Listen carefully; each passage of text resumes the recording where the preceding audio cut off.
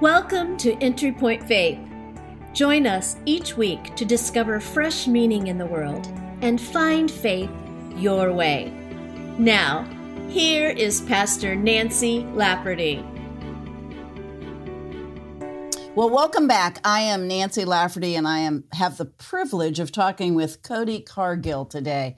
Cody's got quite an interesting life journey that involves some pain and some surgeries and some unbelievable challenges. So I'm going to just dive right in. Cody, welcome to our podcast today. Tell us a little bit about this journey that I just described. You've got all kinds of complications that you overcame. So share a little bit with us. Yeah, Nancy, definitely thank you for having me on. I started having seizures when I was in the military. 9/11 happened, and my goal before graduating high school was to go to ORU, or Roberts University, and go into ministry is what my goal was. Unfortunately, that was pre 9/11. So when 9/11 happened, I, like most people, I saw people jumping from the towers, and it just really impacted me. And so I remember telling my mom, I'm going to put off ministry for now, and I'm going to go into the military. And so that led down the road of about 4 years after that.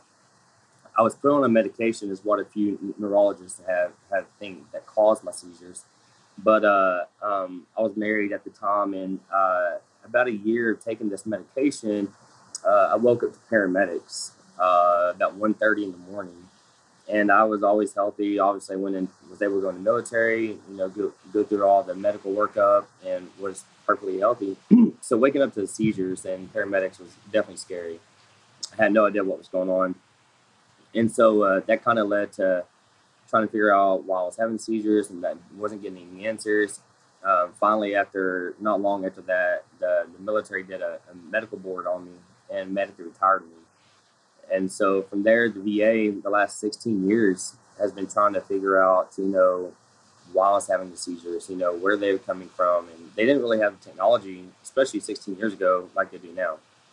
And so that kind of led up to, I started having sensations in my limbs, my upper extremities, several times a day, started feeling like they were detached from my body.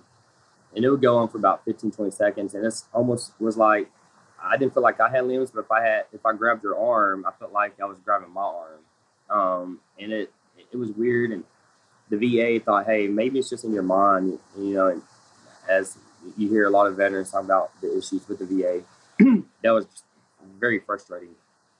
So the years went on, and they kept doing tests and had me on medications. I think I was on 3 different medications for the seizures throughout the years. And finally, pre-quarantine, when all the COVID stuff went down, I had 2 particular seizures that started affecting my smell and my taste. And it wasn't like I lost it. Everything I ate and tasted like junk. It tasted like somebody crapped, pretty much. I mean, it just tasted like it was horrible. And I remember I would be at the table eating, and I would just have to go throw up. It was so bad. And so at that point in time, I thought, hey, maybe this will disappear in a few days.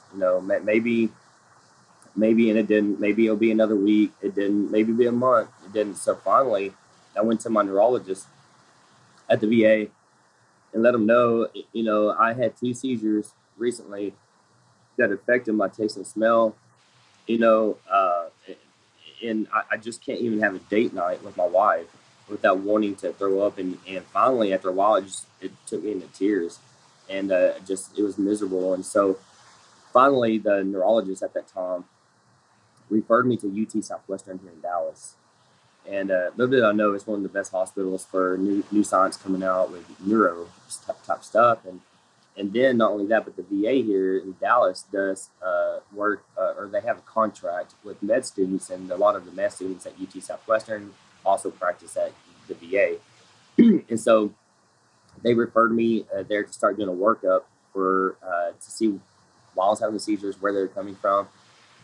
And they started out having me go to what's called an EMU. It's an epilepsy monitoring unit, and it's a UT Southwestern had just built it. It's not very old at all. It's very nice, but they have the technology to do things that a lot of hospitals don't. And they had this machine there called a MEG machine. That's one of the only a handful of hospitals in the country that has it. So they get people flying from all over the country to here to have some testing done. Well, okay, I'm gonna pause you right there 1 second, yeah, because this sounds like this is the apex of the story. yes, I want to back up to something you said that I know a lot of people experience, and yes, that is, you said they thought it might be something that was just in my head. yeah. What does that feel like, and what does that do to you when you're having physical sensations and people don't believe you? Oh man, yeah, that's a good question. Very good question. It was extremely frustrating, extremely frustrating that I was confused at how I couldn't put it all in the VA because I knew the technology wasn't out then, unlike now. But back then when they started, they didn't really have the technology, so I was trying to accept the fact that maybe the technology wasn't out yet. But it was also frustrating that they were just guessing and making me feel like I couldn't trust them to actually give me an accurate answer. You Right. know, and Right. You didn't feel heard and you didn't feel believed. yes, and that's exactly what it is. You know, their answer was making me feel like I was making it up, Right. Which and does something to your mental health then. it does. You start to doubt everything around you. Did you feel pretty despondent at that point in time? I did. In fact, because they kept not having answers or getting me to somebody originally, like they did not long ago. The seizures kept going and going to where it affected me like a lot of people with epilepsy that have depression.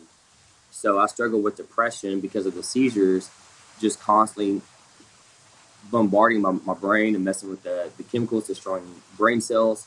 Of So I course. struggled with depression for a while. Of course you did. Of Yeah. course. So let's go back now to you're finally now at this place and they've got a machine. So catch us up now. Yeah. So first test that they did was the first night that they had me, or the first test that they had me there, they admitted me for 5 days.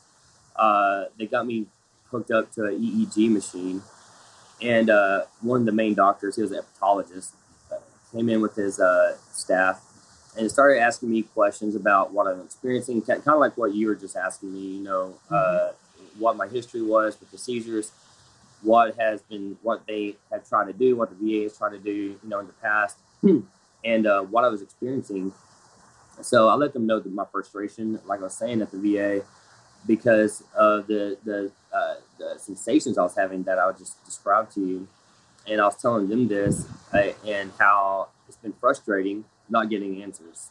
You know, through 16 years, you know, I hadn't had any answers. Very frustrating.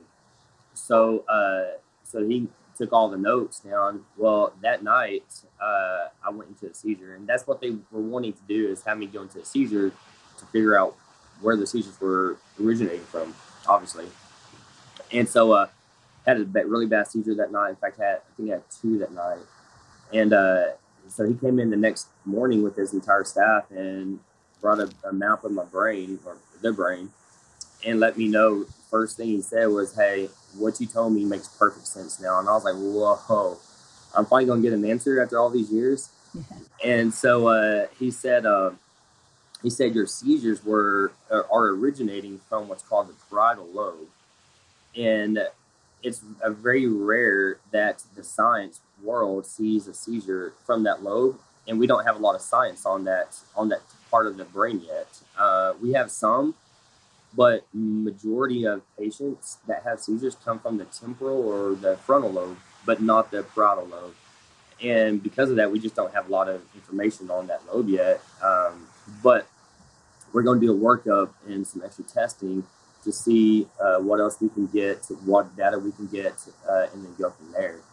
So that was the first answer I had where they were coming from in so long. But he explained that those sensations I've been having that I described, when people are having those sensations, those sensations originate from that lobe. Right. And so once again, you finally felt heard, and you actually landed in an area in which, did you have the moment where you thought, well, gosh, maybe I'm helping science to progress a little bit? You nailed it. You nailed it. And I remember telling my wife, because of that reason, I remember about a year before all this started, the Lord really started speaking to my heart to really start diving into the Word more diligently, more than I have ever before. And as I was doing that, I just had so much peace that I was going to be helping out the science world, but also no matter what was going to come about it through all the testing, I was okay because I knew the Lord was going to see me through no matter what would happen. And so I told my wife, I remember telling friends that, to me, it was going to be a blessing to start helping out people in the epilepsy world. And come to find out, my wife and I are part of a global epilepsy group. And I started getting messages from people around the globe, the UK, Switzerland, New Zealand, letting me know how grateful and how much of a blessing my story was to them, being able to walk in peace through this rare process. And it had helped their families. And I still get messages to this day. And so that was going to be one of my questions. I was going to ask if other people had reached out to you, and they clearly have. And so does that kind of make it, I mean, I don't want to say make it worth it, but does that kind of ease the journey that you have helped others? I will say what you originally said, that it makes it worth it, because the Lord really started showing me that this life, we as believers really need to start thinking eternity more than just the 80 years, 60, 70 years, whatever we have on this earth, because time flies. I turned 40 this past year. I remember telling my wife, when you're 20, when you're in the teen, you think that you're not really going to have to worry about hitting that age. And so now, I think I remember watching a Dr. Phil episode a while back, and I think he said the average lifespan of a human being is 82 years old. And that's average. And so if that's the case, now I'm thinking like I'm halfway done, and I really need to let God work through me and do what he's called me to, because at the end of the day, eternity is what matters. And so, that when I started thinking that way, it started giving me a tremendous amount of peace, where it, like you said originally, it was worth it, knowing that I could help families develop peace. In fact, one of those stories, speaking of helping people, is in that epilepsy support group, that's global group on Facebook. Like I said, besides people messaging me and everything, another lady that's from Tulsa, Oklahoma, and her husband had messaged me. She had messaged me asking me about the first procedure that I'll explain to you when you want me to. But she wanted to call me, and she just turned 62 this past year, and was asking me questions because she might be looking at brain surgery, and she wanted me to tell her the good and the bad. She didn't want to just hear the good. She wanted to hear what I was going to experience. She had been around the country trying to find answers, wasn't getting any answers, and she had been having the seizures for 4 years. So she started having them late in life, and so she was reading my story on how good my doctor was, my surgeon, and his team. And so she had her insurance company send her here to Dallas to see my surgeon. Come to find out, he decided to go ahead and take her on, and did what the first procedure I had done, and I'll explain it to you. It's called a Stereo EEG. That was her first surgery, brain surgery she had as well. And he came and she got answers. I was admitted in that surgery for 2 weeks, and she was admitted for 30 days to try to get her to go into a seizure. Well, she finally had answers after that, and then ended up having the second brain surgery and getting her the answers and relieving the seizures that she had been trying to get, all because she had seen my story. Wow. Wow, yeah. That's awesome. So I have two more things to say about that.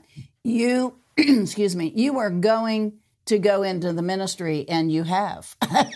Your ministry is your body. Your ministry is your story. And isn't that often the case? Is we don't know how God is going to use us, and then all of a sudden, there you are. You have an incredible ministry in which you've reached people. You have changed that woman's life, along with many others. You gave her hope. And that's the number one point of a ministry is to give someone hope and to let them know they're not alone and to let them know that there is a God who loves them and is going to stand with them. So what a powerful ministry you have. I mean, you did go into the ministry. You just have a different building.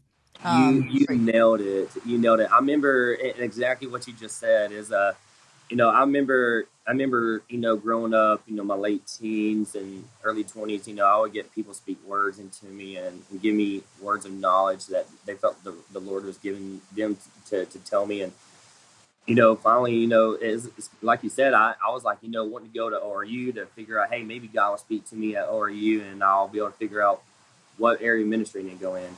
And I remember, 20 some years later, going into military, I thought, hey, I made a mistake. I should have went into ministry and I should have did this. I should that. All the questions came about. And little did I know is that what I've been going through this last almost 2 years has been what God knew all along. So how many total surgeries have you had? I've had 5. So I had 3 in April and I had 2 in July. This past year? Yes. Wow. Yeah, yeah. It's, and how are you feeling? I have more energy now than I ever have. 16, almost 17 years. I've had more energy. I don't have to worry about going to sleep and having a seizure. So it's the first surgery that they did on me was to gather data. And it's kind of like I said, the first appointment I had was the EEG where they admitted me in April. They did what's called a Stereo EEG where they go and they drill holes into my skull to get to the brain. And they drilled about 28 holes and they stuck probes in each hole to get in there. And what they wanted to do was they wanted to narrow down where the seizures were originating from down to like a millimeter. So they knew what lobe of the brain, but they wanted to gather it down to more of a precise location. And so I remember the first surgery, waking up from that. And this is when I learned, when you're going through something like this or any procedure, even though you might do research, you may not know how your body's going to react to it. And what should have been feeling like what I have read and my doctor thought is I might have like a little headache, coming out of it. And when I woke up from that first surgery, I remember I was in so much pain. My lips were quivering from pain. My body just naturally wanted to scream. But I was telling myself, you're a man. You're a man. Do not scream. Do not scream. And so, but I had tears rolling down my face. And I just remember the doctors saying, hey, he's in pain. Give him more fentanyl. Give him more fentanyl. They maxed me on fentanyl, and then they started having to give me Dilaudid every 2 hours. And so that was the first one. And then, but the thing is that as I led up to these surgeries, because I was obedient to the Lord and really seeking His face so diligently that I had such a uncomprehensible peace that allowed me to go from one surgery with pain to the next surgery with pain without remembering the pain before. So the second surgery, I remember they came in the next morning and said, hey, we got 90% of the data that we need, but because your seizures are in this rare area, we really need some more former probes in this area of the brain. If you don't mind, we taking you back into surgery tomorrow. And right away, I didn't hesitate. I was like, let's do it. I looked at my wife and I was like, I don't mind. I want to do it. I don't care about the pain. And so they did it. And I remember they rode me in. Every time I scooted myself over from my room bed to the operating table and just was laughing with them and joking around and not showing any fear. I remember the operational staff there asking me, Cody, you're a different person that we get in here that has no fear. Anybody we get in here that's going to have brain surgery, they have a lot of fear. What is it about you that doesn't show any fear? And I remember telling them, like, I really love God. I have a intimate relationship with Him, but I also have people praying from all over the world for me, and it's really given me a lot of peace to come in here not worrying about what might happen, because I would remember telling them whether I make it or not, I know God is in control. and it kind of blew their mind. I remember the medical staff was surrounding my operation bed, just listening to me, and it was a blessing knowing that not only has people around the world messaged me, but I got to see this staff really just looked amazed. So you were able to share your journey with them. Did any of them say that they also had a faith? Did any of them concur with your faith journey, or were they just kind of surprised by it? They were just kind of surprised by it. If I don't know if they're limited on what they can talk about or not in there. I mean, I would hope not, because I know of doctors that do pray with their patients before they go into surgery. But they just were smiling at me and just listening to me, and I remember some of them telling me how amazed they were at it. Well, and the other thing you said also reveals your mature faith, which is you said, I'm okay whether this works or not, because I know God is with me. You aren't a praying man who only likes God when things go your way. You nailed it.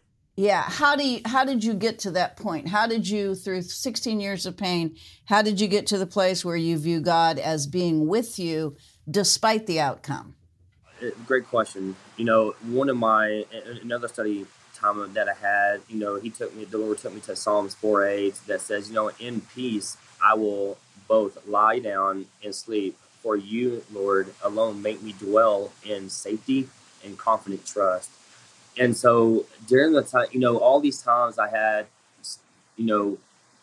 more intimate times with him in these last almost 2 years.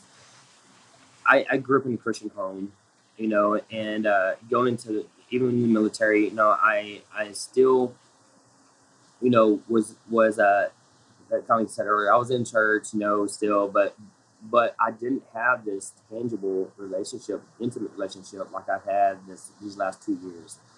And it's just, and what I have told people after what I've been through is, we to know the type of peace I have been able to be blessed to be able to walk in these last few years. I have seen firsthand that, we as believers can't have that type of peace unless we are diligently and wholeheartedly seeking him daily. There's just no way. And I remember feeling so bad and so convicted that I would tell God, daily before I really started obeying him, that, I'll go to bed and tell God, hey, I'm sorry I didn't read the word today. I'll have my time with you tomorrow. But then the next night would come and I would forget and do the same thing over and over. But because of that, I wasn't able to develop the intimate relationship that I have now. And so it's just a matter of being so diligently, and we can go through the motions. A lot of times we can, the enemy, Satan, knows the word, from the back, he knows it, but he doesn't want us to know the word. He doesn't want us to have that intimate relationship with God, and knowing that if we wholeheartedly seek him, then we can have that close relationship with him to where we can walk in the peace that I've been able to walk in these last 2 years. Absolutely. Well, your story is certainly an unbelievable one, and it's certainly encouraging. Have you written a book? So my surgeon and I are right now in the process of writing a book. I've had a lot. Obviously, it's been almost 7 months. And so I've had a lot going on with different, appointments and other speaking engagements. And I need to put aside my time to start writing. The other things is that, I might have told you, I'm not sure, but I had a close encounter with death, one of my surgeries in July. And so it'll be added into the book, but in order for them to get the data that they needed, because the seizures were originating right next to my speech, and so for them to not get into that area in my brain, they wanted to go in and do put a grid, take my skull off, put a grid on my brain, but when I woke up from the surgery with that in the ICU, I remember I had some type of reaction for whatever reason from the anesthesia, as well as the swelling in the brain causing so much pain. And so I remember waking up with the pain, but my body I started throwing up profusely, couldn't stop. And at the same time, my back was cramping, so I couldn't get comfortable. And then I remember I wasn't alert to like wake up and talk to the doctors or anything, but I remember them coming in and telling my mom that somebody had dropped the ball. They weren't prepared with pain meds for me when I got to the ICU for whatever reason. But I remember not long after I started throwing up, I was already having a hard time breathing, and the machines kept going to apnea. And my mom comes from a medical background, and I remember I started slipping from my body. And I remember my mom screaming for me not to go. My wife was crying. I remember all that happened. I remember the doctor coming in, letting them know that I was breathing from my stomach and not breathing naturally. So they were keeping an eye on that. But every time I was throwing up, blood was pumping out from the tubing in my brain to this device that they were keeping track of how much blood I was losing. Wow. And, but I remember as soon as my mom and my wife started, I remember them starting to pray for me. And whenever they started praying, it wasn't long after that I was able to finally calm down and relax. And it was after they took my complete gown off. The pain was making me sweat so bad. And it wasn't long after that I was able to finally get some rest. And then they took me back in 4 days later to get after the data they had gotten. They removed the part of my brain, the frontal lobe. They removed the part. They did a resection, removed the part that was causing the seizures, and then they also implanted an RNS chip in my brain. So I have a chip in my brain now. And so wow, it's you're the bionic man. yeah. That's why I get that a lot. So that's amazing. So what does food taste like?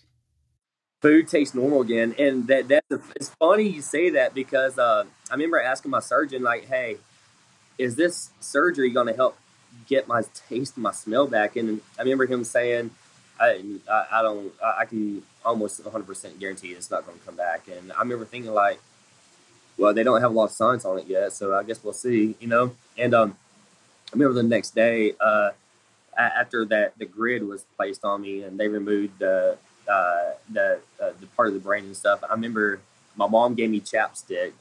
As you can imagine, being in surgery for 6 hours, my lips are cracked, and so I remember getting it, and I remember putting it on my lips. I was like, I can smell this.